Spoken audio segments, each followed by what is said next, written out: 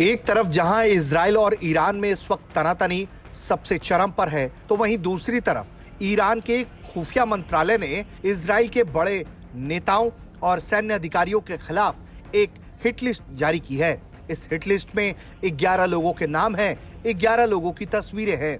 Hit list को Hebrew और English में जारी किया गया है और दावा किया गया है कि इन 11 लोगों का खात्मा ईरान करके रहेगा।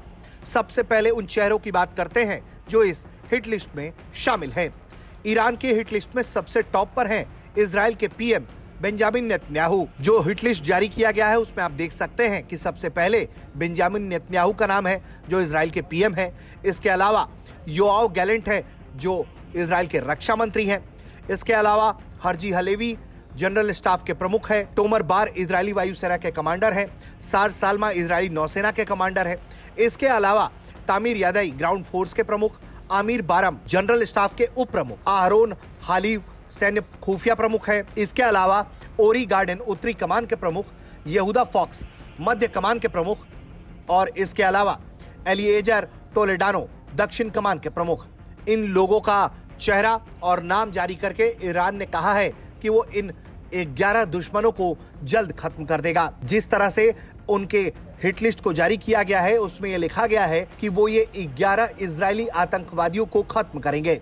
सबसे ज्यादा गौर फरमाने वाली बात है कि एक तरफ ईरान जहां इजरायली अधिकारियों को और नेताओं को आतंकी कहता है, तो वहीं दूसरी तरफ इजराइल भी इसी भाषा में ईरान को संबोधित करता है और उसके सर्वोच्च नेताओं को तानाशाह और आतंकी कहता है। सबसे अहम बात यह है कि ये जब हिट लिस्ट सामने आया है तो उस वक्त ईरान इजराइल पर तकरीबन 180 से अधिक बैलिस्टिक मिसाइल दाग चुका है। इसके अलावा इजराइल ने हिजबुल्लाह के हेडक्वार्टर पर हमला करके संगठन प्रमुख हसन नसरल्लाह को खत्म कर दिया है। ऐसे में दोनों देशों के बीच तनातनी काफी बढ़ी हुई है और आने वाले दिन बेहद खौफनाक हो सकते हैं। अगर ईरान और इजराइल यही नहीं रुके तो अगला मोर्चा जंग का हो सकता है, क्योंकि एक तरफ इजराइल जहां गजा में हमले कर चुका है तो वहीं दूसरी तरफ इजरायली सेना लेबनान में भारी मात्रा में घुसपैठ कर चुकी है।